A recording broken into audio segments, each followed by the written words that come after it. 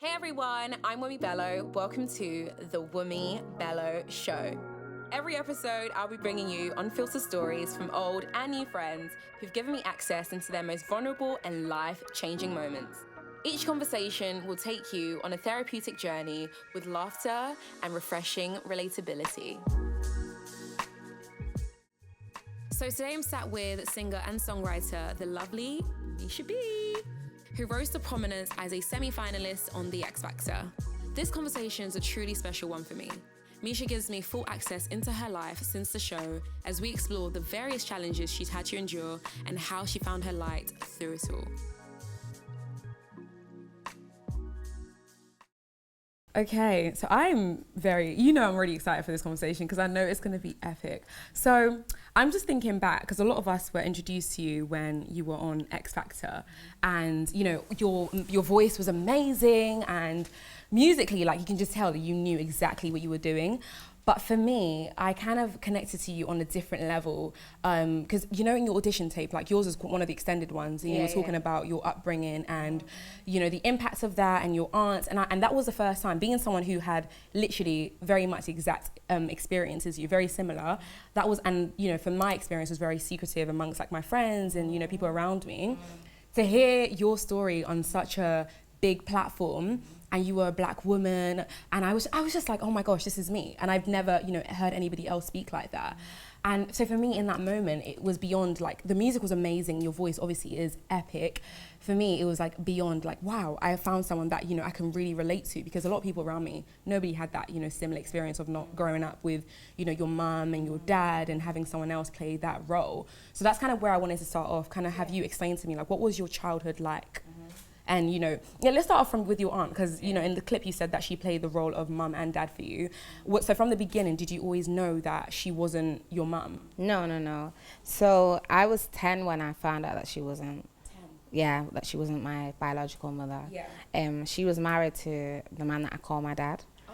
Who isn't my biological father. He's her ex-husband now. But yeah, so they raised me, and I was 10 when I found out, so I found out just before I went into high school, which I will say just sent me spiraling out of control, because, you tell a child that at 10, I thought my whole 10 years was a lie. How did they even tell you that? Was it like a sit-down conversation? Yeah, it was a sit-down conversation. Yeah. So my social worker, because we were fostered, and me and my sister's like 1 year older than me, so it was always me and my sister.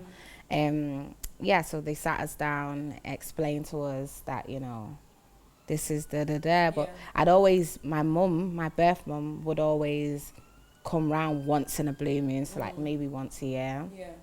So I was always like familiar with this other person, but I just didn't understand who she was or what she Do you feel like a level of like connection to her though, like having her around? Not really. I don't. My fondest memory of my mum when I was younger was her singing to me. So she's like an incredible singer. That's probably where I get it from. In fact, that is where I get it from. And she used to sing to me, it's like a Jamaican song. It's Chin Chan Chiny Man, Mommy never done. Daddy cooked the rice and I give nobody none. And then she sing like, there's another song. I'm leaving on a jet plane. Don't know when I'll be back again. Do-do-do-do-do-do-do. Yeah.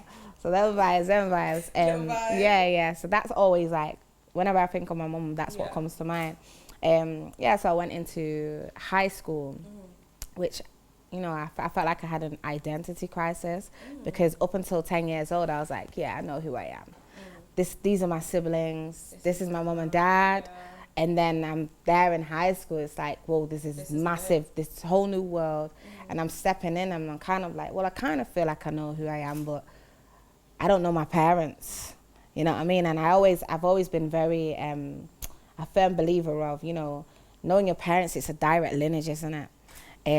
Knowing where they're coming from, knowing their life to a certain point. And so there was a lot of, I would say, like, a lot of my teenage years and even my adult years, I've spent soul searching. I understand the importance of going back so you can go forwards. Doing the necessary research, study, and to just know who you are, like know where it is you're coming from. I'm still on my journey. but I'm a lot closer than I was. Yeah. So when your auntie told you the truth about, you know, your parents, how did that change the dynamic of your relationship with her? And what was the dynamic beforehand also? That was my mum. I don't think anything changed per se, but I can imagine that they've seen a change in my behavior because, yeah, even me trying to fathom me telling a child that such and such isn't such and such, it would confuse me. Even in this adult stage, I'd be like, whoa, it's a lot. That's a lot. Yeah, it's a lot. So, no, it didn't change. I think the older I got, the more I had to understand that she isn't my mother. And doesn't that make you respect her even more? Because that's kind of how I felt. I was more like, a lot of women would not be able to do this, like take a child that isn't theirs and make them into that, just build you up, you know, to love yourself and provide for you. Kind of creates this deeper level of like trust and like almost respect. Yeah, respect for them. Is that how you felt also? Yeah, definitely. I was just like, wow, you know, if life had gone the other way, you know, who would I be? Where would I be? And I've seen so many examples of what I could have been if I didn't have that stability. What was like an example of something that you know would have happened? You know, my mum is an addict, you know, so God rest my brother's soul, but you know, my brother on my dad's side, you know, his mum's an addict as well, and he was raised by his mum as well, and so I seen a certain level of discombobulation, just like everyday trauma. I think when you're exposed to a certain lifestyle as a child, it affects you every day in every way. And I feel like, you know, at the time I didn't understand why we were in some way kind of taken away from my mum, but I now understand the importance of that, because had I have been exposed to certain things, a certain way of life, God knows who I'd be today or where I'd be today. Obviously, raised in the hood. So raised in Manchester, raised between Longsight and Moss Side. And it's, for me, I feel like my hood experience really just gave me a different level of strength. Like the pain that I experienced as a child, and a lot of it was unspoken pain. Unspoken, why though? Because I just didn't feel that level of trust with anyone. Safe. I didn't feel safe sometimes. Yeah. And even where I was supposed to feel safe, I didn't feel safe. And I think, you know, it's one of those things where, you know, I'm blessed. I'm in a position where my auntie and my uncle fostered me. However, there were certain things that I was battling, and things like therapy weren't available then, you know, or it wasn't the cool thing, or mental health wasn't really, I think it wasn't a conversation. If anything, people in our community and from our culture, they frowned upon that. You know, I think my earliest memory of like anything to do with mental health was my grandma. You know, she has bipolar. So it wasn't until like I got to the age of 22 where I was just like, whoa, mental health is real. And if you don't address the necessary things that you need to address within yourself, it catches up. It's almost like a... And I think it's almost like a voice in your head, and you know it, you hear it clearly, but sometimes, and I think back then especially, where like the conversation of mental health was so taboo, you kind of don't know what to do with that voice. Yeah. It seems like, what happens from here? So when you started thinking back to like when you were a child, I'm just imagining that, you know, the lack of like your parents, your direct parents being in your life would have had some sort of an effect on the relationship that you might have with them now. Where does your relationship lie now with them? So I met my birth father like years ago. I met him years ago. He wasn't, I wouldn't say he wasn't really receptive. You know, he's gone his whole life without being a father to me. So, you know, I think the first time he saw me in any proper light was when I was on Xfactor. So it wasn't until like the recent years that I've spent time with him. Take away the fact, separate from him being my father, I feel like he's like a human library. every conversation with him I leave with knowledge, and that I can cherish. That I can just be like, wow, okay, so this is who my dad is. Well, it makes sense. Because I'm like this. I'm quite similar, and you know, even when it comes to like my parents, they both love riding bikes. I love riding bike, but they didn't raise me. So it's like simple things. Everything is connected. So my dad, you know, he's plant-based. It's all about wellness and, you know, healthy living. And so, you know, I was on my own journey when me and him reconnected. And so it's like just an overspill of knowledge here. Boom, boom, boom. Don't do this. My dad calls me Shorty. Don't do this, Shorty. Shorty, do this. You know, you need to do this. So it was that. Did he know about you, though? Yes, so he was aware. So I asked him, I said, so where have you been? You know, he wasn't in the right frame of mind to step in, and he knew that I was safe. And, you know, and hearing that, it's like I'm conflicted, because I'm like, huh? I know for me that I could never have a child in this world and not do everything to be there for them and provide for them. And then when I say provide, I'm not even talking the material, I'm talking love. You know, I'm talking stability, I'm talking security. And it still confuses me. However, till now, it confuses me. However, as I go along my own journey, I feel like I've come to the understanding that some people, they join together for a time and a baby is created, but these people may not be equipped to be your parents. Or they're still on their journey. Their own journeys. And rather than me take things so personal, I accept them as they are. I love them as they are, and I don't take anything personal, and I just continue on my journey. And it's been a while for me to get to that point, because, and it took some maturing. It took me cussing and saying exactly how I feel, or writing exactly how I feel, and just realizing that wasn't leading me anywhere. And that still come back. exactly, because you come back to that feeling and that emptiness and that hurt and that anger and that frustration, and then I realized I don't want to hold on to this. Because what is this? It's so negative. It is, and it's so heavy. And so it's like you go back to your little box of trauma and you choose what to let go of. And so in regards to like my parents, my mum, me and my siblings, my mum is such a character, honestly. Like, she's one of my favorite characters in this life. Honestly, like, you know, we don't have the greatest relationship, but I love my mum and I respect my mum. You know, I respect the woman that she is. I respect the woman that she could have been as well. And I still have deep hope in my heart that in time, you know, she'll battle and she'll overcome her addictions to be in her truest self, you know, her truest potential. And that's something that, you know, I cherish and I keep praying about, and I have every ounce of hope about. However, my mum is an incredible musician. She's incredible. And every time I'm with her, I listen to her, the depth in her voice when she sings, just the depth in her tone. Somebody said something to me about a month ago. One of my friends, I class him like a brother, he was like, Misha, when you sing, there's like a real pain in your voice. And I didn't understand what he meant, but when I heard my mum sing, it was the same pain. And I was just like, wow, I feel it right here. And this is why I always say I'm a soul singer, because everything comes from the heart. And my mum has that. She's incredible. I hope she does something while she still has time to. Amen. I love that. So you mentioned that your mum used to sing like certain songs when you were younger around you.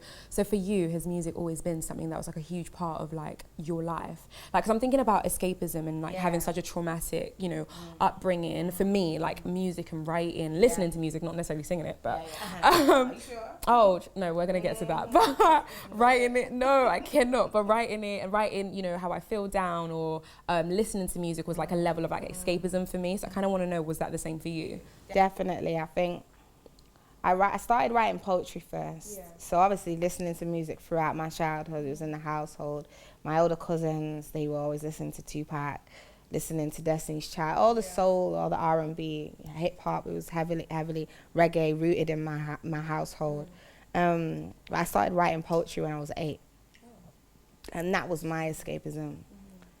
I remember writing my first poem, and just that feeling of just relief, that release, that just, and ever since I felt that, I never went back. And so I just write, and I'd write, and I just write. And this is why I'm so heavy on writing, whether it's my journal, whether it's through song, or whether it's, I recently started painting again. During quarantine, right? Yeah. I was like, oh, you're cool. So, you know, I think finding that release and finding that thing to bring you back to your center, keep you grounded, is so important. So just kind of going into X Factor a little bit. Obviously, at the time that you auditioned, a lot of us were like rooting for you. And to be completely honest with you, I remember when you auditioned, I looked at my friend, we were watching it together, and I was like, oh my gosh, we need to audition for X Factor. The next year, we auditioned. Did you? I promise you, I auditioned for X Factor. I mean, I can't really, like, I can sing. I tell myself I can sing. A lot of people, other people around here, will tell me I can't. But in my head, I'm like, I mean, I'm all right. Pagans. All of them. Pagans. But honestly, your audition, I was like, wow, I can do this. So, I mean, didn't get through to any rounds, didn't hear back. It is what it is, that's fine. But, you know, you went a really long way. What initially made you audition? So my grandma's sister, Aunt Ruby, God rest her soul, she had said to me, remember she pointed at me when she was last at my grandma's house. She goes, you can change everything. And how old were you at this point? Must have been like, it was like 17, maybe even 16. I remember, I can see her now pointing at me. She's like, you can change everything. And I'll never forget that. So from there, I think we were watching X Factor that year, actually. And everyone was like, oh, why did you go in it? And in my head, I was like, oh, bun this show. But she said, you. And I never did the gaze and just the conviction and almost like she knew. She saw you before you even saw you. Right, exactly that. And she goes, you can change everything. And I know that it's not even, it's way bigger than X Factor. I know she's talking about generations and generations of things that need to be changed. And so, so that was it. My friend at the time, she auditioned for me. I say audition, she signed up for me. She was like, oh, by the way, I've signed you up. Yeah. So then my auntie Sandra, Judith, Stephen, they all like were my cheerleading team. They were the ones that woke up at like 4 o'clock in the morning with me, went to audition. They rode the whole long road with me. Shout out to my family as well. Like, it was tiresome. Did you have any expectation when you went to audition? I didn't think I was going to get through, honestly. There was something so magical about, and I think, obviously, I was still a lot younger at that point, but I felt like there was something so, like, genuinely pure about your audition. Did you, when you watch it back today, do you understand what I mean by that? I cringe. You cringe. Like, you were so honest about yourself and, like, what you wanted to do. So when you did get, yes from the judges and you went the whole way, at any moment, did you ever think, oh, I could win this? Like, I've got a real shot. Really? Never? Never. Oh my gosh. So what do you think was going to happen? I actually didn't know. I literally was walking by faith and not by sight. Like, I just knew that, okay, this is bigger than me. God is in control. God is in control, and God is in control. So I just need to just do what I believe Spirit is leading me to do. So, and that was it. And when like the obstacles arose, and when they came, I knew that God was going to see me through them. At the time, it was like, how the hell are we going to get through this? But I had many prayer warriors. I had many spirit guides, so I was good. Before we even talk about that other side of things, I kind of just wanted to talk about, the moments where you got to the you nearly got to the semi-finals, right? You came fourth. How was that experience for you? Not leaving, but even getting to that point. I remember it being, again, I think every step of the way just felt like surreal.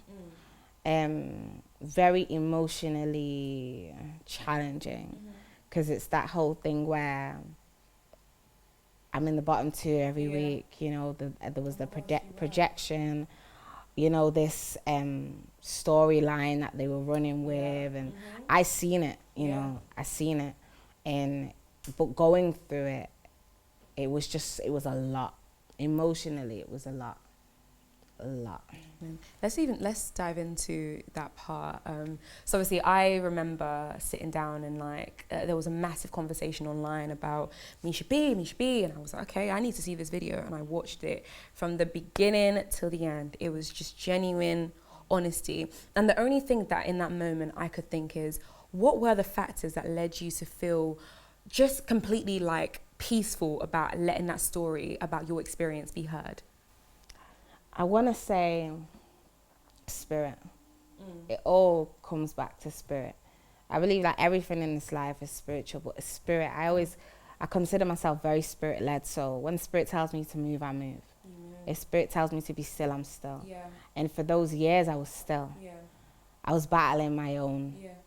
I didn't want to share it. Didn't want to be vulnerable. Didn't want to be honest, because I thought me sharing my experiences, part of it was me being told that it didn't matter, or no one cared. It's that it didn't matter, it didn't care, and just the fear of being perceived in a certain way. So it's taken me a while to get to this point where I really don't give a fuck. That Aquarius is here. Yeah, honestly, where I really don't. Where I understand, where I overstand, where I understand it's way bigger than me. So it's, yeah.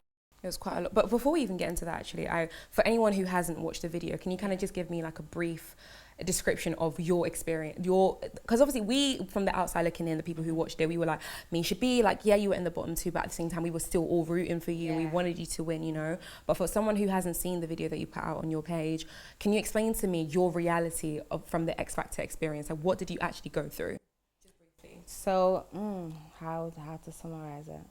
So, you know, as a young aspiring artist, I was studying at college anyway, studying music at college, and then this opportunity came, and went for it, not knowing what was going to happen, not really having any expectations as to what was going to happen, kind of thinking that I was probably going to get through like one round and then be told like all of my classmates to go home. But it, you know, God's grace, see me through, and it got me to a certain point in it.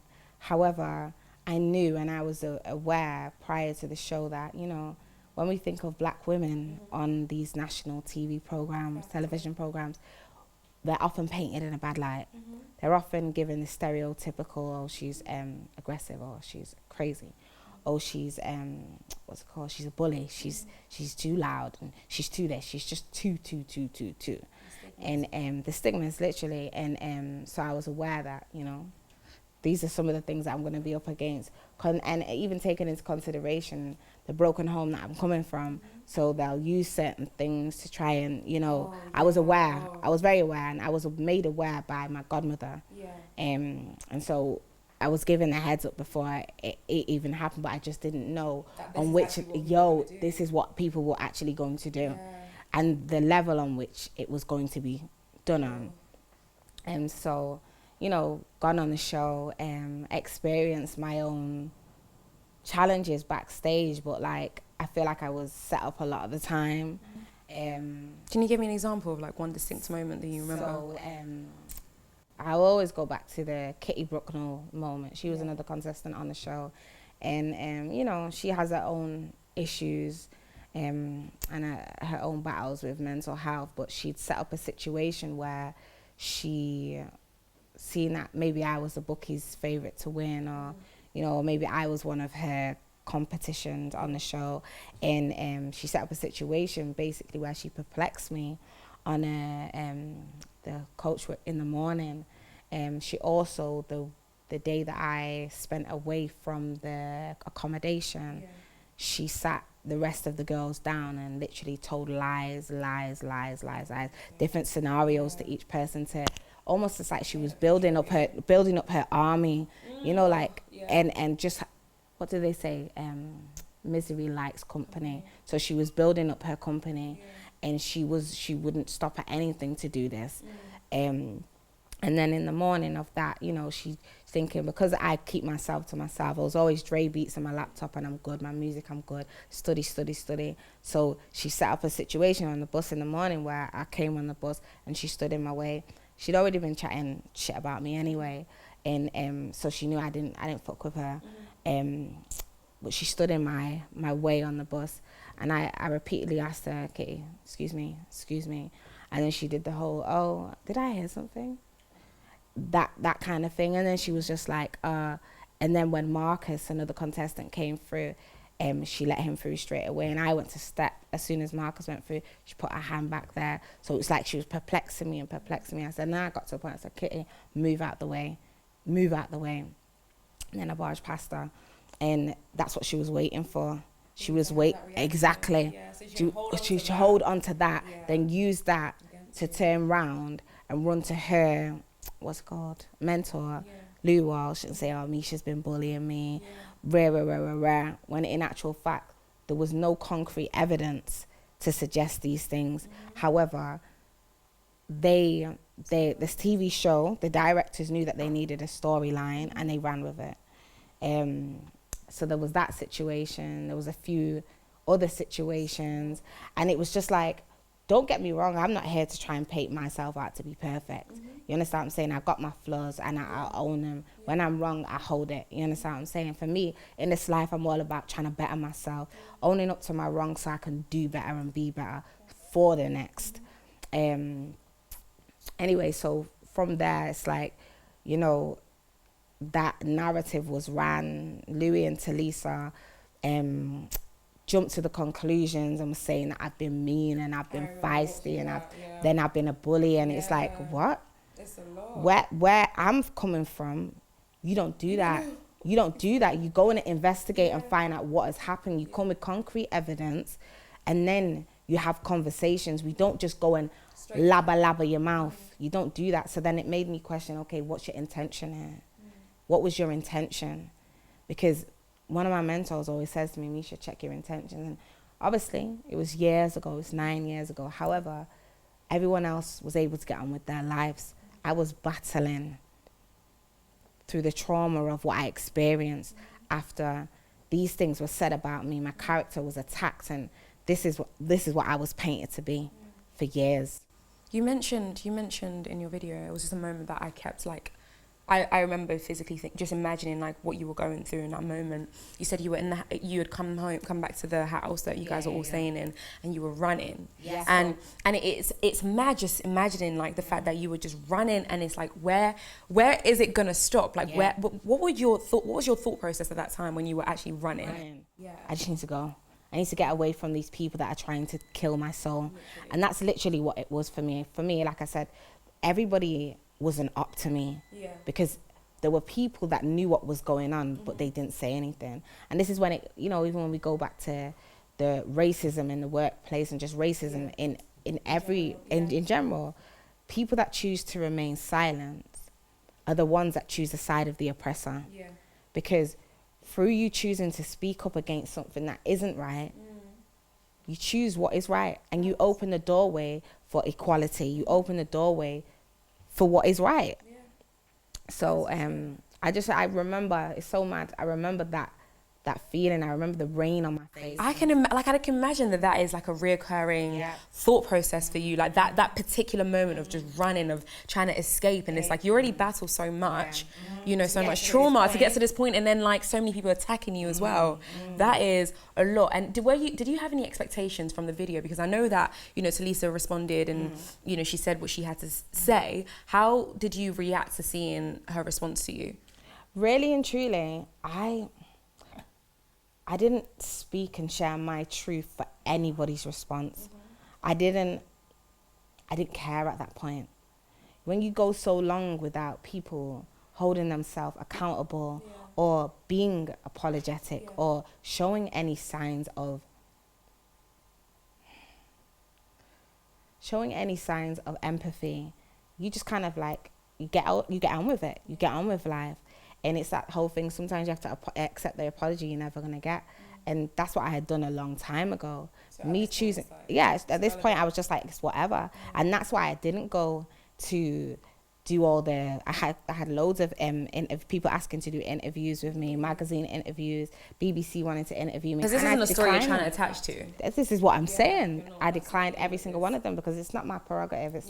It's not something that I want to, this is not me going forwards, you know, this is me addressing something that's happened, shedding light on something, and just wanting to just share in hopes that it's going to empower and uplift. And it opened up a conversation. I definitely felt empowered at the time. I was accompanied by one of my best friends. And, you know, also I'm crying in the video. She was sat there crying with me. After the video, she gave me a hug. She was like, now you can be free. Did you feel a level of like yes, freedom, just freedom, freedom. And I remember I went to the hospital the day after it, had an appointment, and there was 3 black nurses. And they all ran to my room and they just said to me, sister, you will rise, you will rise. We want you to know that we watched the video yesterday. Like the outpour of love that I received was... It was a lot, and it was genuine. Because the thing is, I think for a lot of us, when we were watching X Factor back then, there were a lot of things that we missed, especially the one clip that came back after your conversation. I don't know if you know the clip I'm talking about, where Louis and Talisa were saying certain things to you while she was standing up, and it was like, oh my gosh, back then we didn't think anything of this, but when you really deep it and deep how much of an effect that could have on a 19-year-old girl, it's like, how dare you, and how did we even allow this to happen? So I think that was definitely a big moment. You mentioned that well, you didn't mention this in the video. I'm not sure if you did actually, but your manager was the first person who told you, your manager at that time was the first person who told you that you should probably see a therapist. So I wanted to know, what were the things that she was seeing in you that made her even feel as though you needed some sort of therapy? I've had the same question. I've asked myself, I wonder what it was that she's seeing. But I reckon it's the mistrust, the discombobulation. I was jaded, tainted. I was just very scared. I was like a former shell of myself. So whereas people would see me confident on stage, off the stage, I wasn't that. Because when something like that happens, it breaks something inside you. And this is why I say it's taken years for me to just rebuild. This is why I had to go to therapy, even with the PTSD. And even I was having a conversation with one of my best friends yesterday, still working through that, still taking the time to understand that it's not a destination. It's a journey, it's the reoccurring, it's the, okay, you're feeling like this because of this. Go back to your trauma box and fling it out. Let it go. Because it must attach so much to like childhood trauma too, because it's like, it's like a continuous battle against humans who you kind of trusted and they've let you down, which is a lot. Something, even when you started to go to therapy and they told you that, you know, you had PTSD, you said that you left because that was a lot for you. No, that was the doctors. Oh, the doctors told you that? Yeah. Oh my gosh. So what happened in that moment when they told you? In that moment, all I could think of, what's that? Really and truly, me. Nah, not me, me. And again, like I said, at the time, the only thing I knew about mental health was my grandma, because she had bipolar. And, you know, there's this whole thing where people say, oh, it runs in the family. It doesn't run in the family. People not dealing with their trauma runs in the family. People just allowing shit to continue without dealing with that shit is what runs in the family. People talk about generational curses. Now, if we really get down and dissect that, it's people just not dealing with their shit. It's people being lazy. And so or fearful. I'm fearful and lazy. And then it manifests into the next generation. And so for me, I'm so on getting the necessary therapy. I'm so on doing the soul searching, finding myself, understanding myself to a point where when it's time for me to have have children, I'm not continuing. Any generation. You understand what I'm saying? 100%. I'm where it stops. There's no if, no buts. I am where it stops. And after me, this is newness. This is newness. But I'm thinking that back at that time, that conversation about, you know, mental well-being and just the idea of therapy was such a massive taboo. So at what point did you accept that, okay, this is something that I need to dive into for my well-being? I just knew. I had therapy at school, actually. I had art therapy, when I was in high school. Because like I was explaining earlier, I went into high school and I was emotionally challenged. Yeah. So I was quite disruptive in my classes. And it's because I was just yearning for someone to hear me out. I had mentors who's still my mentor now. And, you know, it's funny because she was the first person to ever speak life over me. She told me, you know, she was like, well, God's going to take you to deeper depths and higher heights, more than your mind can fathom. You know, so she knew before I knew. And that's two people in your life, yeah, two figures in yeah. your life. And these are my earth angels. Ooh. So, you know, big up Naomi Jackman.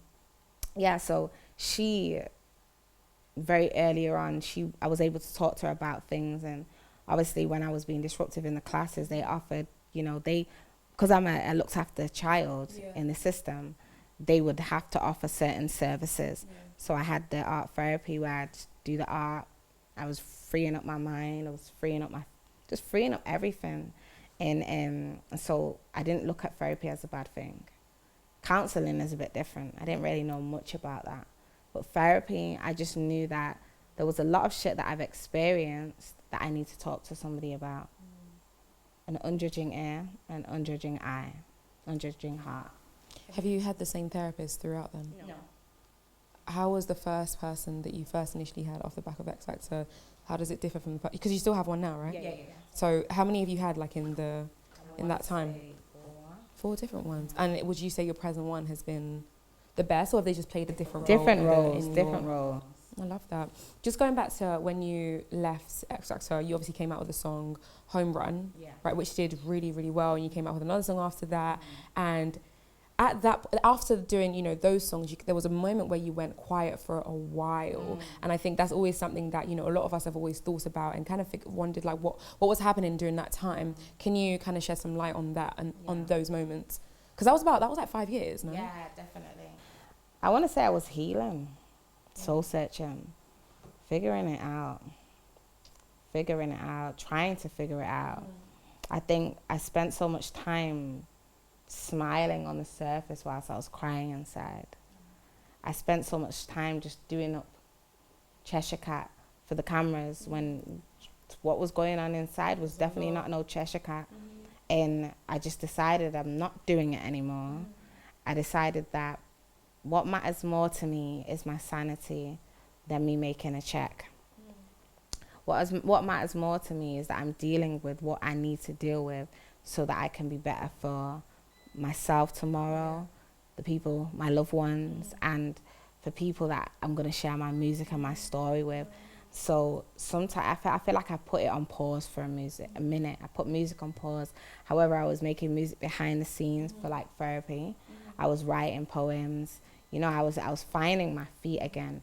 I was finding who I was, because I feel like I not even got lost. I'd say that I rejected a lot of who I really am because of people's perceptions of me. So there was this whole thing. I remember I had somebody was working on my project, and she was like, "Don't wear your hair like that because it's quite aggressive."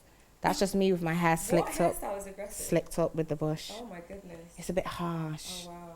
So that in itself, I'll never forget that. It's a lot, because that's somebody that's working on my team for my project. That's my natural hair, and you're telling me that it's harsh and it's aggressive, and you are so fixated on my appearance, but you weren't really thinking about what's going on inside. It's almost as though you hear a comment like that, and the person who says expects it to be like a fleeting comment, but it's a comment that's going to stay with you, and you're looking at your natural hair, and it's like, this clearly isn't good enough.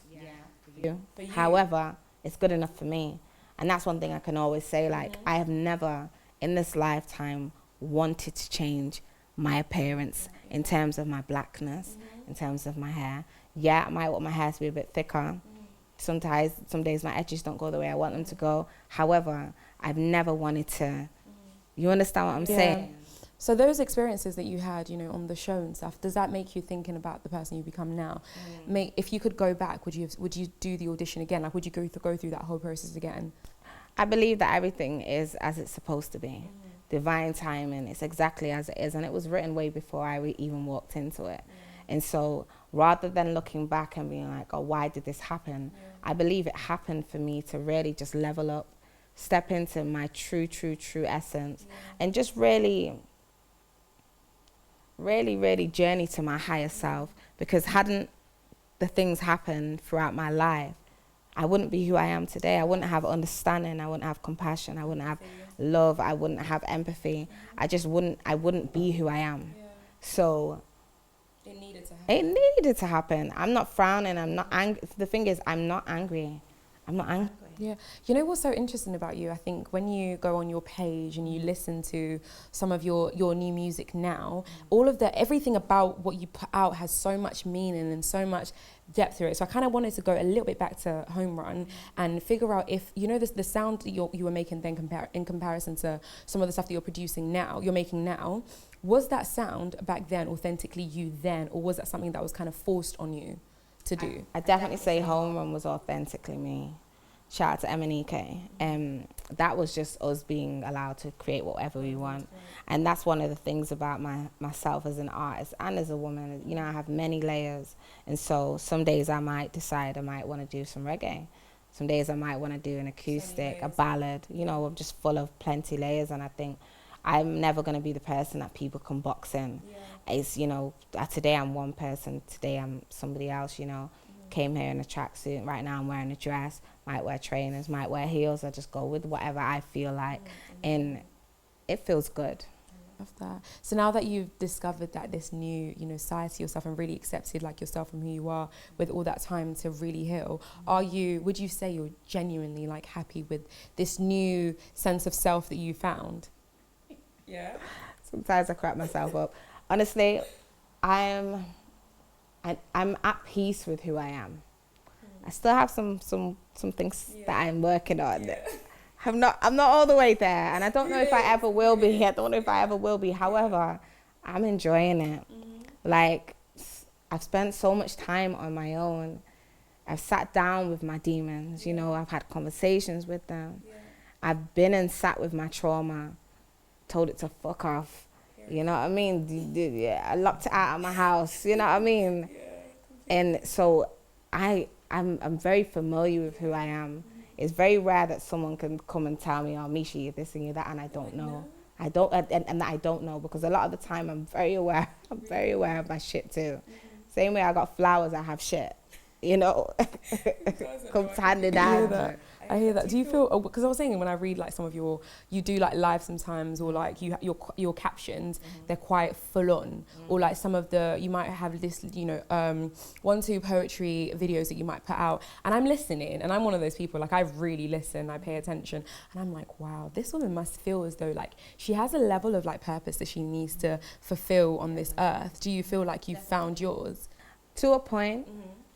Definitely to a point. I'm now understanding, even via my life, through me sharing, it really shed light on the fact that I can't just keep shit to myself. That it's important, and God's given me a platform and given me these gifts so that I'm able to churn my life experiences into something that is going to empower other people, shed light on things.